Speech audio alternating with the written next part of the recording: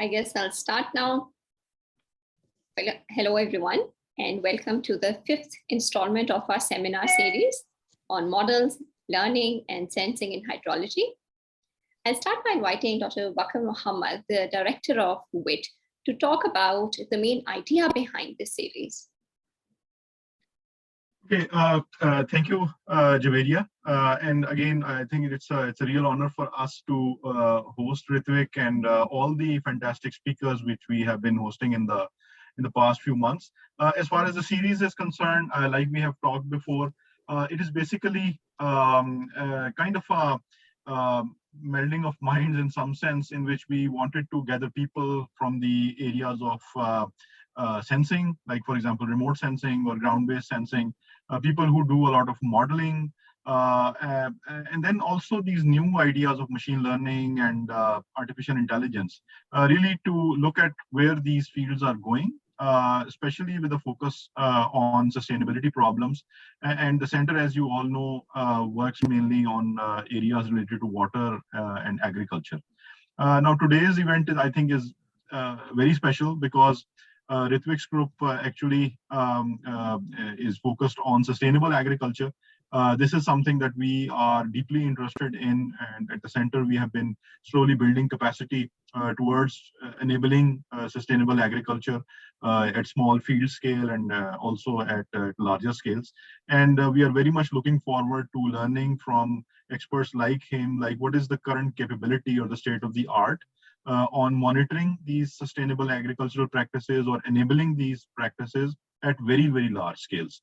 So we kind of see from afar, very excited about these new developments, both on the Earth observation side of things, the availability of new satellite products, but the emergence of these newer kind of algorithms as well.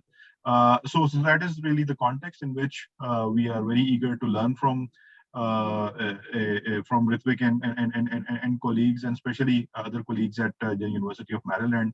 And thank you to Javeria for making this this connection with Ritvik's team. So over to you, Javeria. Thank you very much, Dr. Bakr. I'm very happy to introduce today's speaker.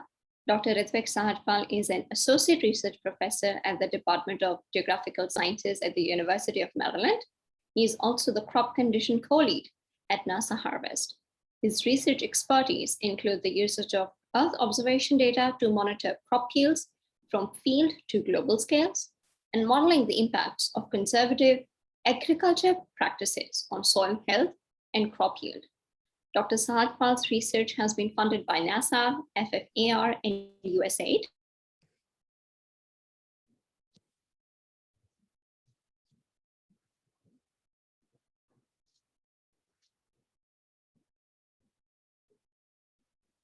To host you. There will be a question and answer session at the end of the seminar. If the audience members would like to ask any questions, please feel free to write them in the chat box or send them to me. With that, Dr. Sahajpal, the floor is yours. Excellent. Thank you so much. I would really like to thank the WI team for inviting me. I'm really happy to be here today. So the talk for today, how's it growing? Using Earth observation data for responsible food security. And what I would like to do is just give you an overview of what I'll be talking about. First, I'll talk a little bit about the team I'm part of, NASA Harvest, an introduction to the work that we do. And then I'll start off with talking about the sort of beginnings and the progress of using Earth observation data in crop yield forecasting, looking at some key considerations that you have to consider when building a crop yield forecasting model, and some examples of work that we have done in applying yield forecasting techniques at field scales, regional scales, national and global scales. Finally, a lot of our work is focused on partnership with farmers and policymakers, people who actually use the results of our research. So in that context, we have had a lot of opportunity to think about how to build models that are actually useful to the end user. So I'll be talking about some of the lessons we have learned in that context, and finally conclude. So to start with, as you can see here, program's name is NASA Harvest. It's, I would say, a relatively newish NASA program with the aim of advancing the awareness, usage, and operational update of satellite-based Earth observations. In particular, the Earth observations need to be focused on supporting food security, economic progress, and sustainable and resilient crop production.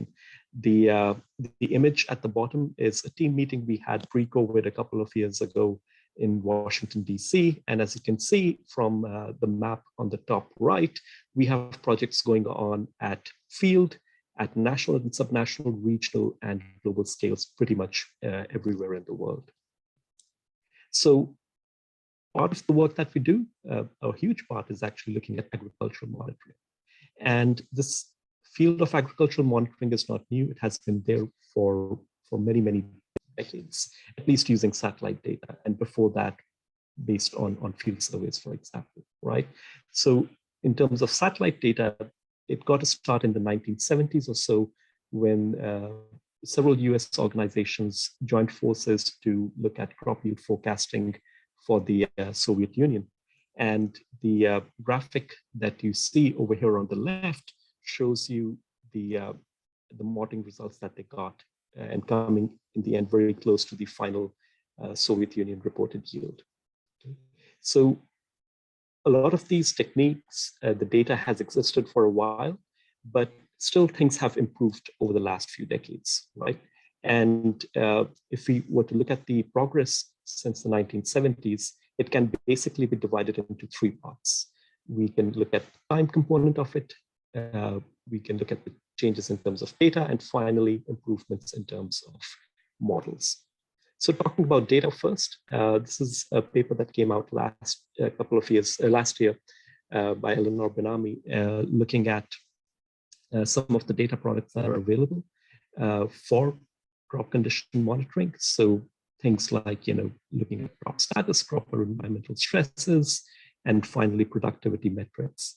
And now you can look at radar backscatter information, soil moisture information, solar-induced fluorescence, temperature, vegetation indices like the NDVI, evapotranspiration, and precipitation information.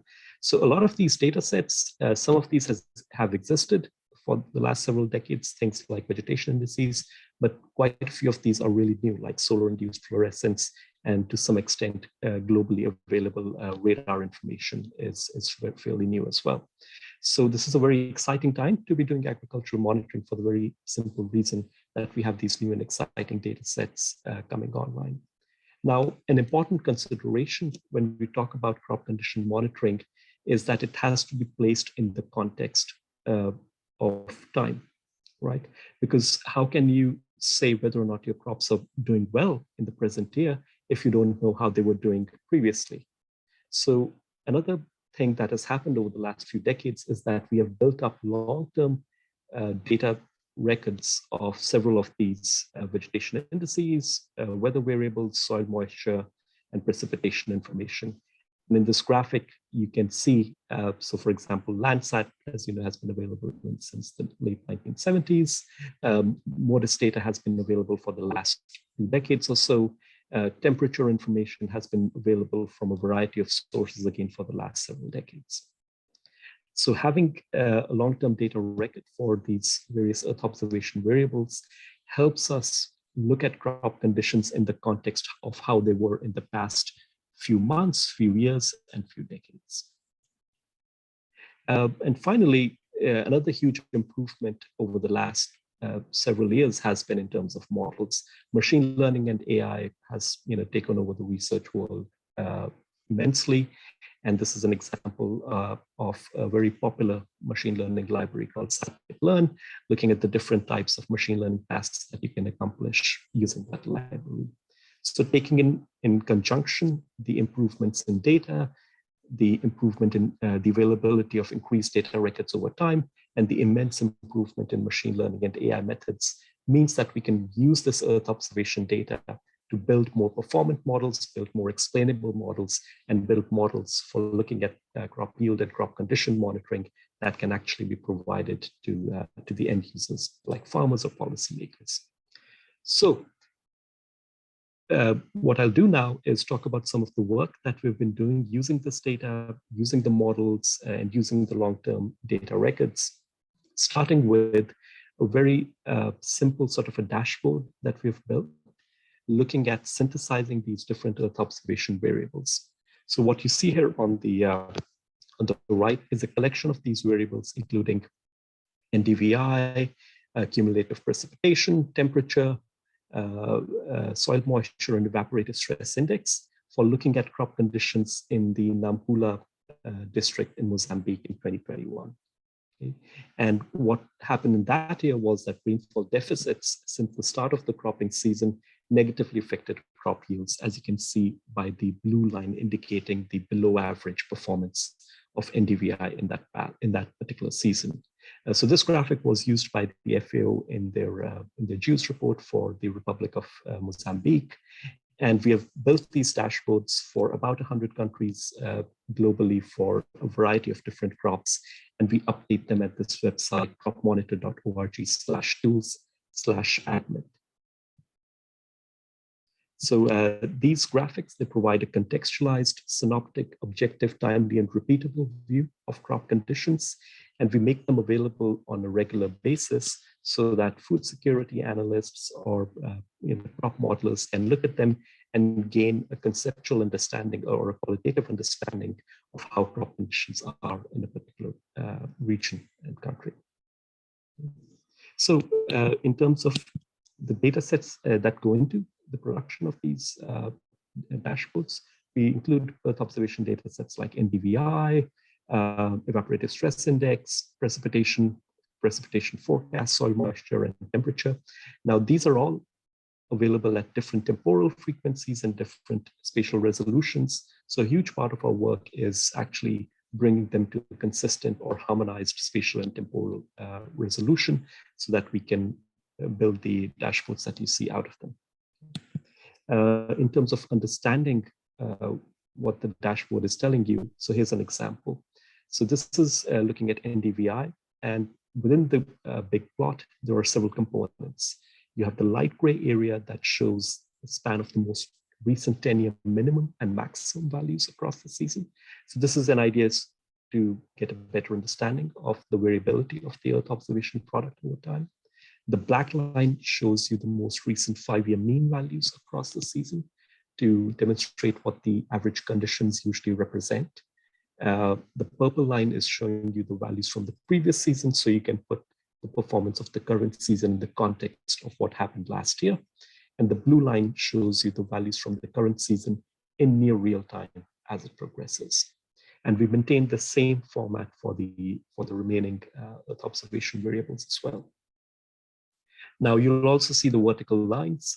These represent crop calendars because we want to look at NDVI, precipitation, temperature, soil moisture, and evaporative stress index in the crop growth stage that's that's prevalent at that point of the year. So these vertical lines represent sowing. That's the dash brown line. Green up, that's the green line. The yellow line is senescence, and finally the dash red line represents harvest. Now, each Earth observation data plot is customized to span the sort of average growing season of the crop being monitored, beginning around sowing and finishing around the end of harvest. And we have collected these crop calendars from our partners in government agencies and NGOs across the world and put together a data set that we revise quite frequently to take into account the shifts in growing season calendars in different parts of the world. Okay. So here's an example of this graphic looking at Kenya from this year, essentially. And there has been a huge deficit in terms of precipitation, as you can see from this graphic in the top row, middle top row. And consequently, because of that, you'll see negative values of evaporative stress index indicating the water-stressed system, and finally deficits in terms of NDVI as well, where it has mostly been below the 10-year minimum value. So then what we do is we take these data sets and we build them into a crop yield forecasting model. But there's several key considerations that we have. First, we want to build a model that can take not only environmental data, things like NDVI, temperature, precipitation, etc., into account, but we also want to build a model that can take management into account, especially if you're going to apply it at field scales, and also a model that can take the genetics or seed varieties into account. So in agronomy, this is the GEM trifecta that impacts crop yields, right? We want to optimize the genetics, overcome the environment, and oversee the management for optimizing crop yields. Now, typically, most models that exist, at least in the empirical or machine learning side of things, focus more on ingesting environmental data. But as you'll see in the results that I present, we have been able to incorporate all three into one unified model. The other thing we want to be mindful of while building our crop yield forecasting models is that there are many factors that can impact crop yields, but the most limiting factor is the one that constrains the attainable yield. So that can be shown via this leaky bucket graphic, where you can see that the factor that's impacting the yields the most, or leading to the bucket leaking, is the water panel over here. There are other things like iron, magnesium, which might also not be optimal, but they're not the one that are causing the leak. And finally, because we're looking at a machine learning approach, it's important to have a lot of historical yield data. However, in many parts of the world, that is severely lacking. So this graphic is showing you that 50% of countries that are monitored by the famine early warning system set up by USAID, 50% of those countries have less than 5 years of maize yield data available. And that can be a huge problem when you're trying to build a yield forecasting model. What we've done is incorporate an approach that can alleviate that issue to some extent. And I'll be showing you some results based on that. Okay.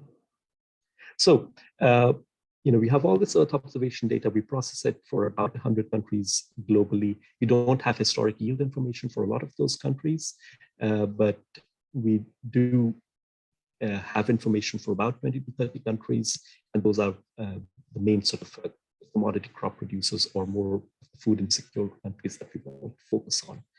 Our approach while building this model has been that each crop has a different response to abiotic factors like temperature, precipitation, solar radiation. And this response varies by geography, it varies by phenological growth stage.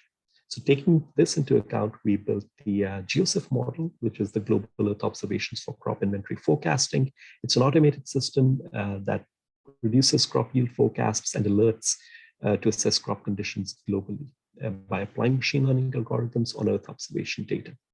We have a suite of machine learning algorithms within GEOCIF, but the one that we have found consistently works the best across a variety of spatial and temporal scales is one that combines a mixed effect model with a non-parametric model. The idea with using a mixed effect model is that it learns from the local data that's available, but tweaks the result based on the national or the global scale data that we have. And finally, including a non-parametric model allows us to learn the very complex biogeochemical processes that govern plant growth, but based purely on the data. So it allows us to somewhat ignore the physics behind plant growth by learning what that is based on the data. Okay. And combining these two approaches yields, as I'll show you, to much more improved results than using either one of them alone. Okay. So, a key component of building these models is taking the Earth observation data, which is typically either gridded or at the cell level, and computing some features out of them. Okay, so the Earth observation data, the sets that we include in the crop yield forecasting model are the same as the ones that I showed you for the dashboard. Include NDVI, temperature, precipitation, surface soil moisture, evaporative stress index.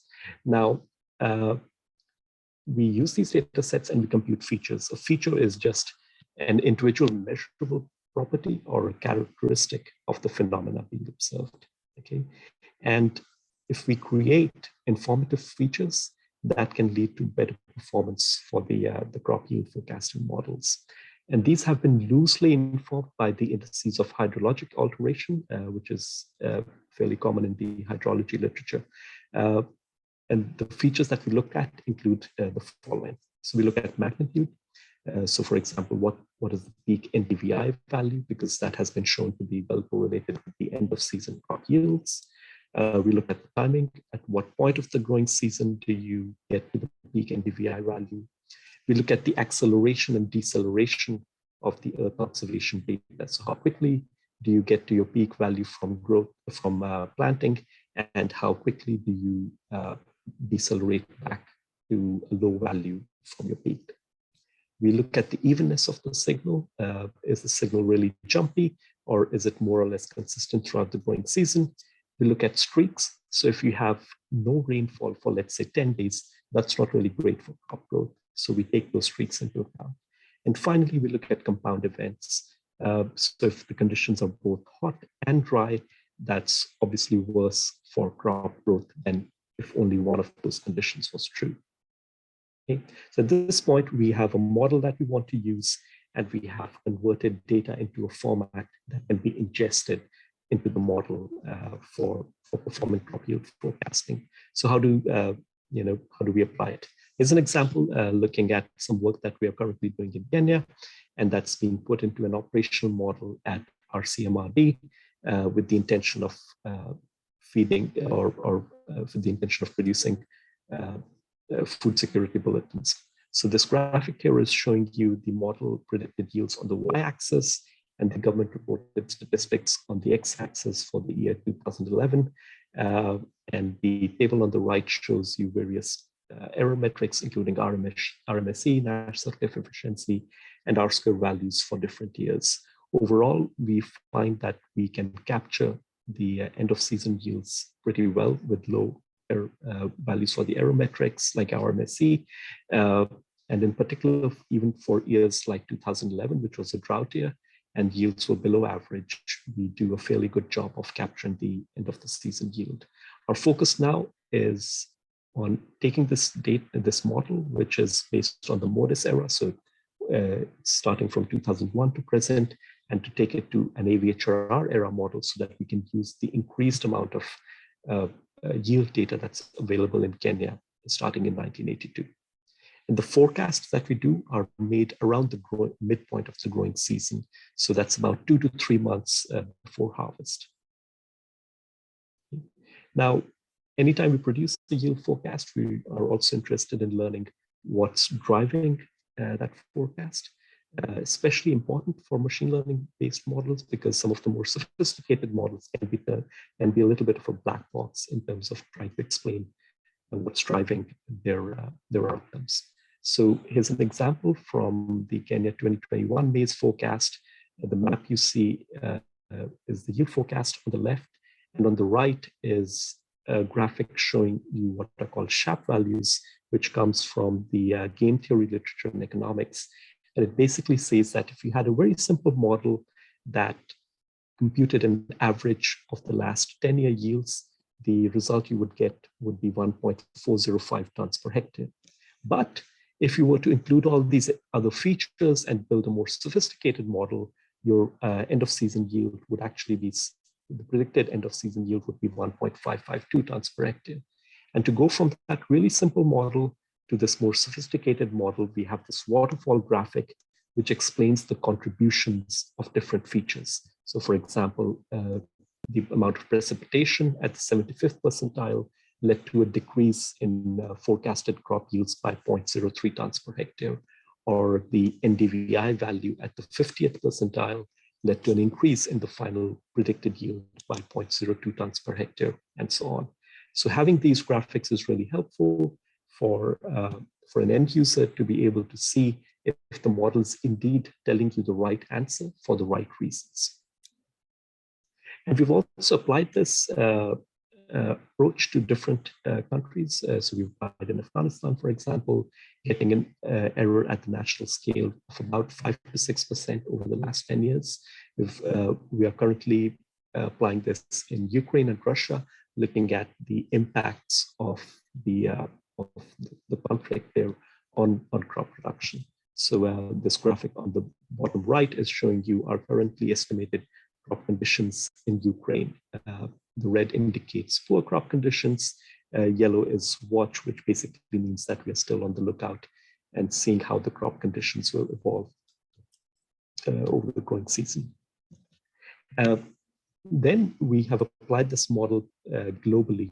So these are results as of peak time of the growing season for winter wheat, maize, soybean, and rice in 2022. And as you can see, we cover most of the major commodity crop producers for these different crops globally. We also have forecasts for spring wheat, but I haven't shown that map over here. So how does this model perform? Looking at these different crops, we cover about 70% of the global maize and soybean production, 90% of the global rice production, and upwards of 60% of the global wheat production. And we cover a variety of countries for these crops. And we forecast crop yields 2 to 3 months before harvest. Typically, we get error values between 1.5 to 5% for these key commodity crop producers. And our best performance, a little bit surprisingly for me, was actually in rice, which was surprising because we were using optical data, and typically that doesn't really work well in the geographies where rice is grown because of the cloud cover, small fields. But it seems like that a model is working well because of the reason that we incorporate all these other Earth observation data sets, like temperature, precipitation, soil moisture, and evaporative stress index. And using those data sets can help us ameliorate some of the issues resulting from the lack of good quality NDVI data over those regions. And in particular, looking at a specific country, so these are results from China, and we find that we have a prediction error between 1.7 to 2.5% over the last decade or so across multiple crops in China. And this is interesting because in China, we don't really have a good quality remotely sensed crop mask yet. So we were using a statistically computed crop mask from the Institute of Food Policy Research Institute in Washington, DC. Okay. Now, I mentioned earlier that we're using a mixed effect model, and the advantage that that model brings us is that we can actually combine data or pool data from multiple countries and use that pooling of data to improve the model performance in any specific country. So when we do that, here are some results for winter wheat and maize. The graphic on the left is showing you what country pairings work best for winter wheat. So for example, for Argentina, you get the best results when you use the global winter wheat data. Okay? And if you were to use just the Argentinian data for winter wheat yield forecasting, the model performance would be the 7th best.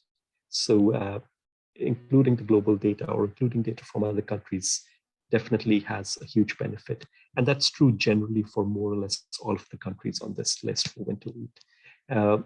But the situation is very different when you look at maize.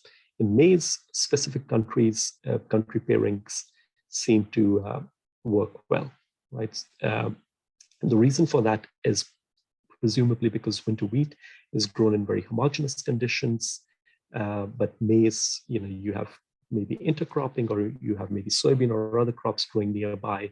And when you combine data from multiple countries, it's possible that their specific country pairings work well, but other pairings that don't really work very well.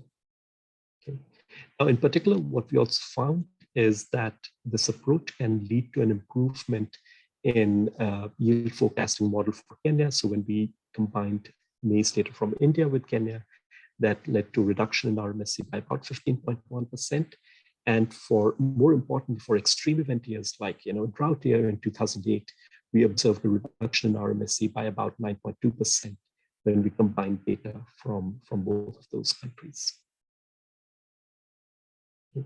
Here's an example of work that we've done at a very different scale. So this is field scale work that we did in Ukraine a few years ago.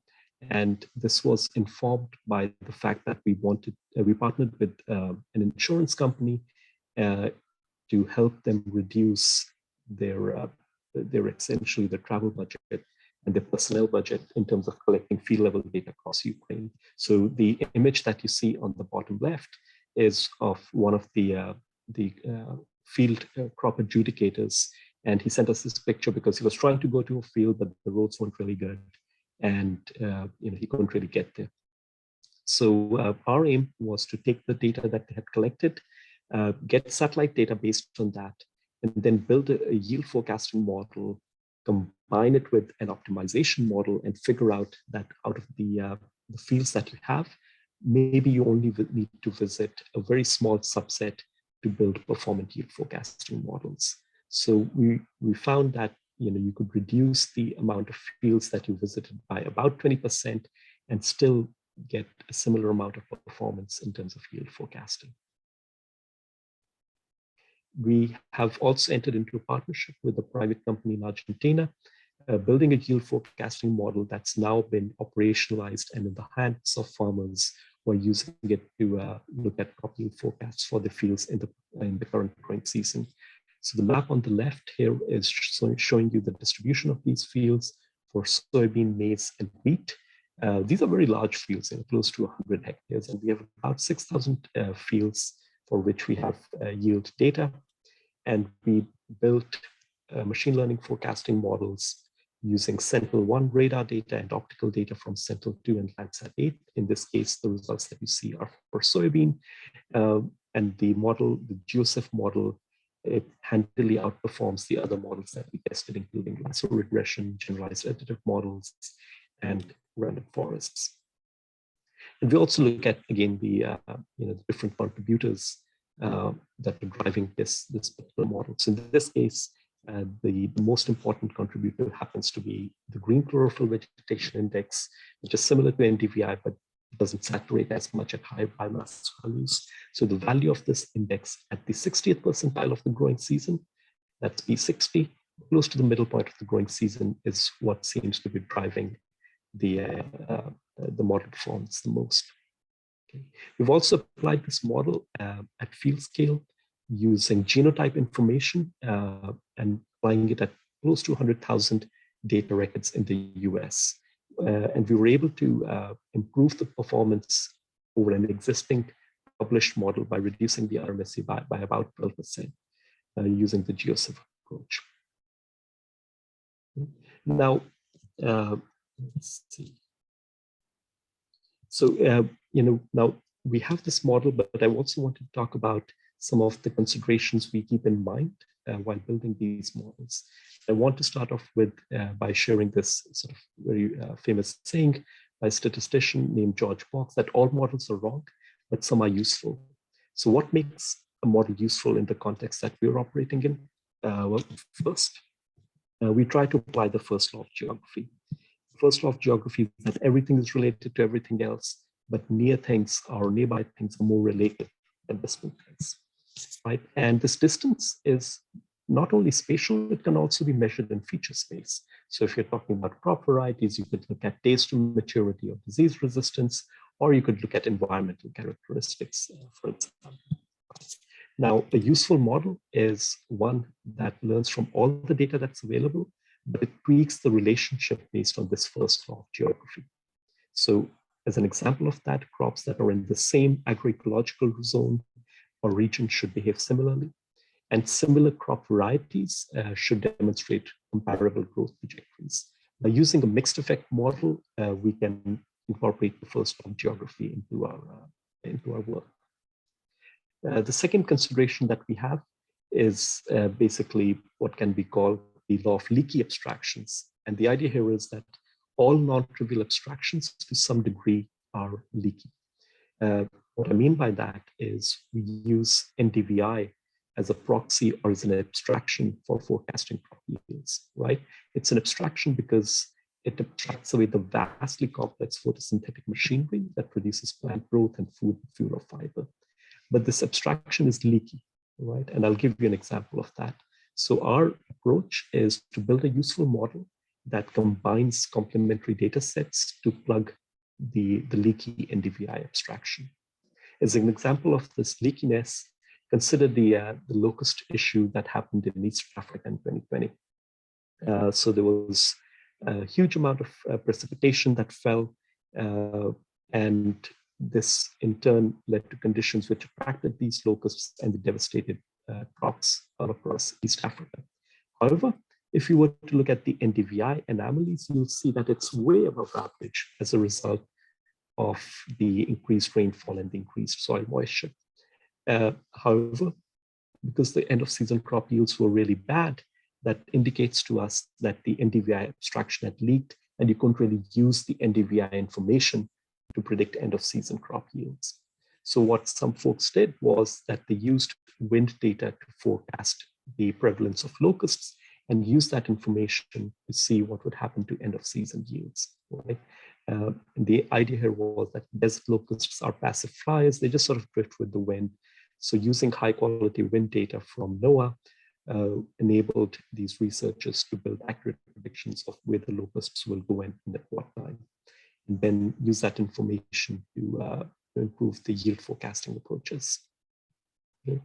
Another thing that we look at is, here's an example of a very famous poem from the past, where there's 7 blind men feeling an elephant, and based on which part of the elephant they're touching, they think it's a different thing or a creature, right? So scientific model building is similar. It's an iterative, digressive process. We try different input data sets, we try different model formulations, but for a useful model, it needs to provide a measure of the range of outcomes you should expect as you try these different configurations and inputs. And it should be able to, expected to generalize to previously unseen data or conditions. Okay. As an example of this is these graphics over here looking at the performance of the GEOCIF model for rice in Indonesia and for maize in China.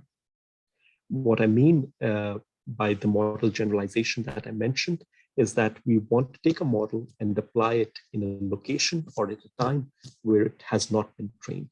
That is how you can basically test the model and assess if it will work well. So this generalization has 2 components. One is temporal and the other is spatial. And especially in the yield context, the temporal generalization is key because you will take a model that's been trained over the last few years and apply it to the current season.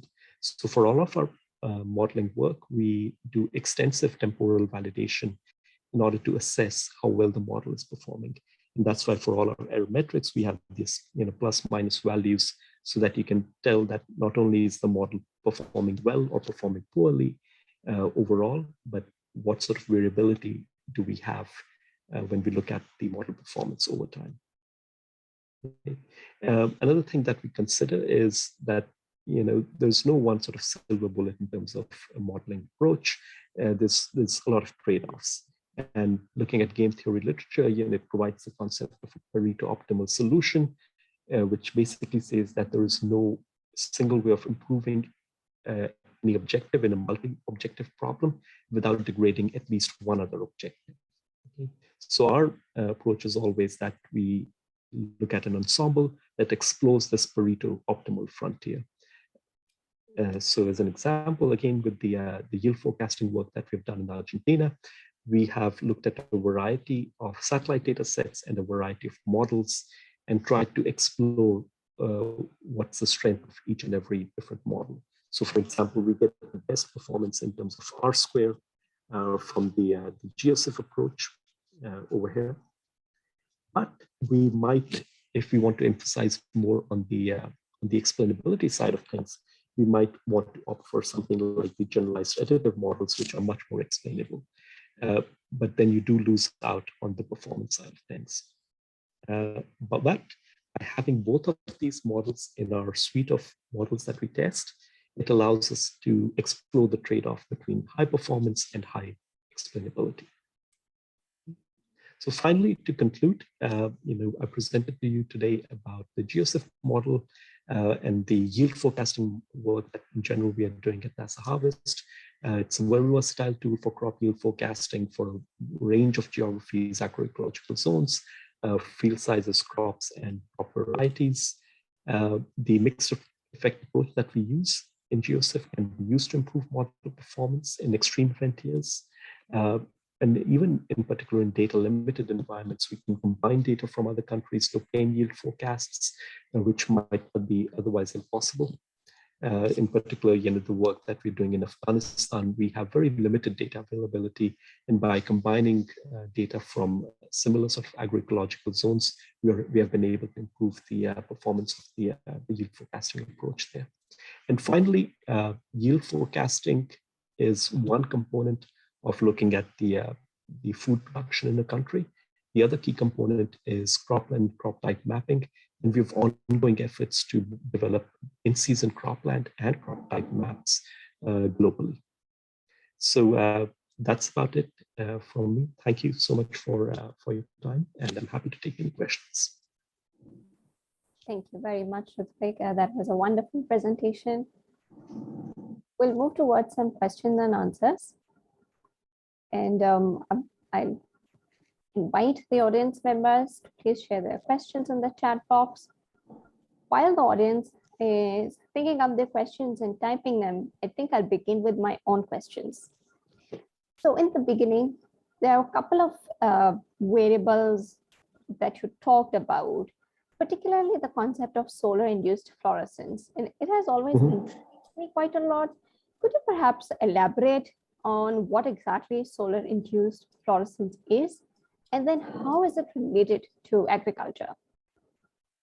So that's a great question. There's been some work that has shown that solar-induced fluorescence can provide you with very good estimates of GPP, and consequently you can get NPP estimates from that. Solar-induced fluorescence tells you whether or not the photosynthetic machinery of a plant is operational. Okay? Which you can only get very indirectly from the optical indices. So what that means is in places like the locust pestilence example that I showed you, or maybe things like flooding, you can use solar-induced fluorescence information to figure out if the photosynthetic machinery of the plant is operational. And if it's not operational, that can inform your crop yield forecasting results. In comparison, if there is, let's say, flooding, and you were to use an optical vegetation index, the field will still look fairly green, and you might think things are fine, but they would not be okay. A few years ago in France, there was very late season flooding that really devastated the wheat crop in, I think, 2015 or 2016. And a lot of modelers who were using optical approaches or optical data to look at yield forecasting, the models didn't really work well because they weren't able to capture the impact, or they weren't even able to see the fact that flooding had happened. So, I think solar-induced fluorescence has a huge amount of promise in situations like that, where you want to observe whether the photosynthetic capacity of a plant or a field or a region has been impacted or not. Right, so it's linked directly with the process of photosynthesis rather than just the color green as what we use in optical data. I feel that's a very unique, novel idea. Moving towards some other variables that you talked about, could you perhaps elaborate on what exactly is evaporative stress index and Sure. How is it related to the yield? Sure. So the evaporative stress index is a data set that has been produced at the by collaboration between USDA Beltsville and NASA Center in Huntsville. It looks at basically the anomaly of evapotranspiration values over the last few years. So negative values of evaporative stress index, like the one that you see over here, negative values indicate that the crop or the system is water stressed. Because it's an anomaly index, it typically ranges from minus 3.5 to plus 3.5, so plus or minus a couple of standard deviations. And the benefit of using evaporative stress index is that it can tell you about the crop health advance of optical signals or in advance of signals like NDVI.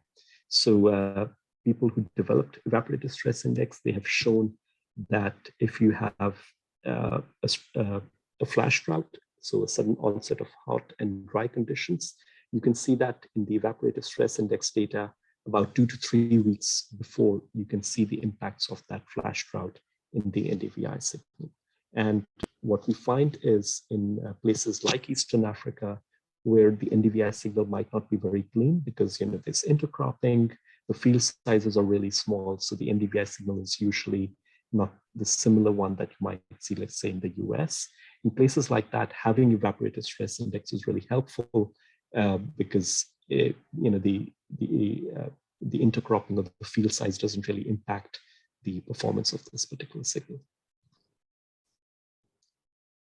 Thank you for your answer. So I received a question and I'll share it here. So in addition to machine learning, we saw how you used data science for your crop yield estimation. What is the part or contribution of direct physical modeling or in situ measurements in building the GEOCIF model? So, sorry, the contribution of the physical modeling and the in situ measurements. That's a great question. So the in situ measurements that we get are typically just yield. We have some ongoing work where we are trying to get soil moisture information through in-field sensors, which we hope to incorporate into the model. As far as the modeling-based approaches are concerned, we use those typically to inform the features that we create. So as an example of that, if we are to look at water stresses or nutrient stresses, we gain inspiration from process-based models like EPIC, where these stresses are represented through an S-curve. And we basically use that S-curve type characteristics of water and nutrient stresses and incorporate that into the model. So this is also referred to as sort of physics-based machine learning, because we are taking the process-based approaches, the equations that govern those process-based models, and trying to incorporate that into a machine learning approach. But it's a very iterative process. The same model might not work for every specific crop or every specific geography. And what we are trying to do here is have a model that can work across crops, across geographies, across a variety of spatial scales. So yeah. Thank you for your answer. Another question that I had was when you were showing these yield results for different areas, particularly for wheat. So in the legend, you had these different labels. Yeah, this one, the previous one, and you had different labels. And in one of them, it was poor, and then there was a label called watch. What exactly does that represent? So that's a great question. So there is some history to this. And the history is that our group has been working on what's called the Crop Monitor Bulletin for the last 10 years. The Crop Monitor Bulletin produces qualitative indicators of crop conditions globally. These are based on Earth observation data, but these are based more on talking about crop conditions with experts in different parts of the world and assigning to crop conditions in 4 classes: poor, watch, favorable, exceptional. Watch basically means that maybe it's too early in the growing season, or maybe we still want to see how the crop conditions are going to be evolving. So when I was building this yield forecasting approach or the condition forecasting approach, I wanted to align the outputs from the model to what we already had in the reports. So essentially in this context, watch means that the model predicted yield is within plus or minus 2% of the last 5-year median yield. So it's so close to the last 5-year median yield that it could very easily dip below, or it could very easily increase over the last 5-year median yield. Thank you. So we have a question from Mr. Salar said. And he's asking that GEOCIF has many type of data, but in some cases, suppose that we don't have a rich amount of data, for example, precipitation or soil moisture. Well, in that case, can we use long-term NDVI climatology to develop crop production system zones or anything instead of using other environmental parameters? Sure. I mean, yes, you could, but we actually do have a lot of precipitation soil moisture data. So precipitation data, we have it available for the last 3 to 4 decades from a variety of sources. Soil moisture is a little bit more limited. We only have it for the last close to 2 decades or so.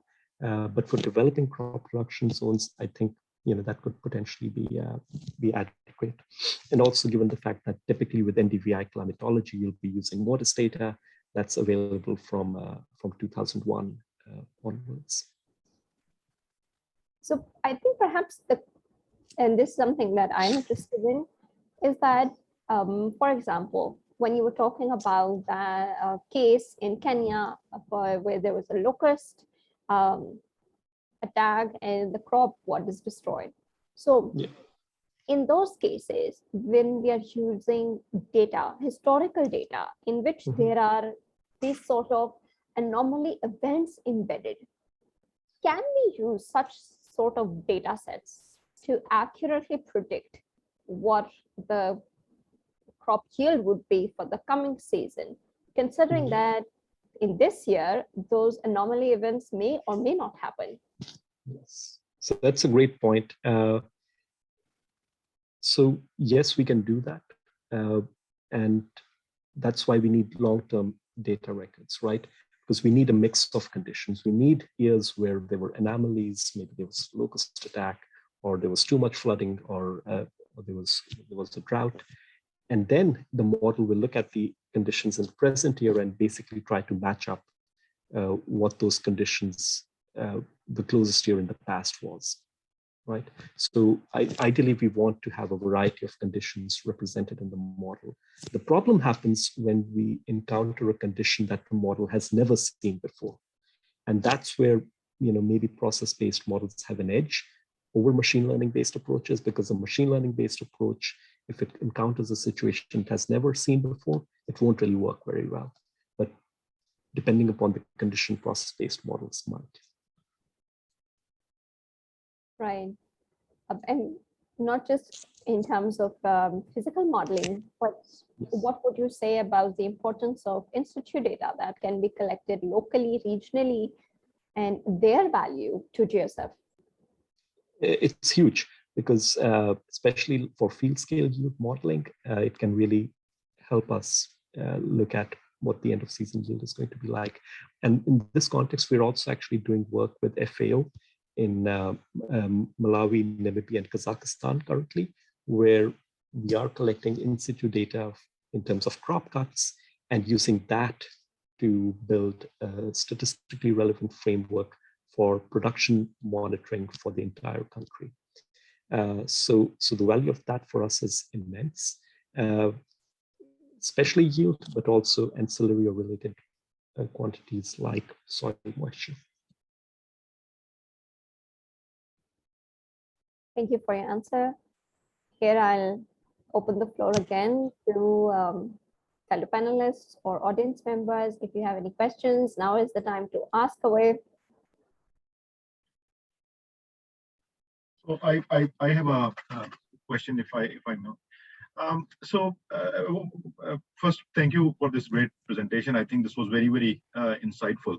Now, in some of the case studies that you have shown, like the one that you shared in South America, where you are working with a certain partner on building a crop forecasting system, I think you mentioned that the land holding sizes are very, very large. And what I'm also assuming is that there would be a lot of homogeneity within the fields as well. Now, if we now turn our attention to countries like Pakistan, as you can easily understand and relate, we have small holder farm sizes are very small. There is intercropping, And not only that, but some of the new things related to permaculture or regenerative agriculture, they actually explicitly promote things like intercropping and using small field sizes or mixtures. What kind of a challenge does that pose to crop classification that you would need to do in such forecasting systems if these regenerative agriculture kind of practices get adopted at large scales? Yeah, it's a great point. I mean, and that's definitely a challenge. So if you have agroforestry, right, if you have some trees, they'll mess up the NDVI signal, especially if we are using Sentinel-1 or Sentinel-2 or Landsat 8 data, which is at either 10 or 30 meter resolution. There are some workarounds. You could use the higher resolution data available from companies like Planet, which can allow you to sort of filter the trees out and build models based on that. But typically the results that I showed to you today were either field scales in geographies where there are huge fields and homogeneous, as you mentioned, or they are at regional scale in Kenya where there might be intercropping and the field sizes are small. But when you are looking at yield forecasting at regional scales, then things tend to average out. Now, if we were wanting to do field scale in Pakistan, I think the best approach would be to combine basically a variety of approaches. So those approaches could include things like work that has been done at IFPRI, where they essentially put like a marker out in the field and ask the farmer to take a picture of that marker every week or 2 weeks. And based on how the crop is progressing in relation to that marker, they can figure out what the crop conditions are going to be like. Or you could go out and take a picture of the corn cob or the maize plant and base your analysis on that. So I think for field scale, where intercropping is involved, field sizes are really small. Using just satellite data might not be enough. You might want to combine it both in terms of modeling with physical or process-based models, and in terms of data, you might want to combine it with data that's been collected on the field by the farmer.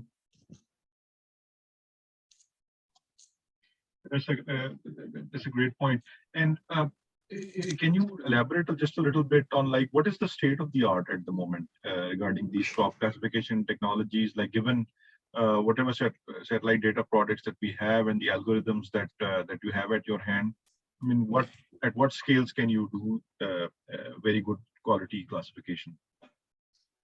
So for the yield forecasting, I think we can get down to about 5 to 10 hectares and get fairly good results based on that. Below that, we have only had very limited opportunities to test the model out. So we did some work in Tanzania where the field sizes were really small. There was a lot of intercropping. But the problem that we encountered there was that we were relying on the farmers to recollect what their yields were in previous seasons. And the data essentially that they gave us was of not very high quality. But now we are doing work in Malawi and Namibia, where again, the field sizes are really small. There is intercropping, and we are building models for forecasting crop yields in those geographies. So we're hopeful that we will be able to do really well there, because not only are we using the GEOCIF approach there, we're also combining it with computer vision techniques, where we have taken photographs of the corn cob, and we'll be estimating, for example, the number of cobs on that plant, and getting yield estimates based on that. So it will be a convergence of evidence approach where we run these different models and see if they agree or not.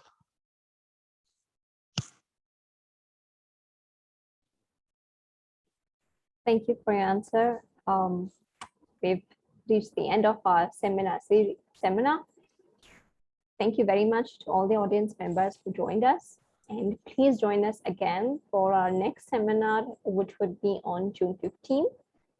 Thank you again, Dr. Sajpal, for your presentation.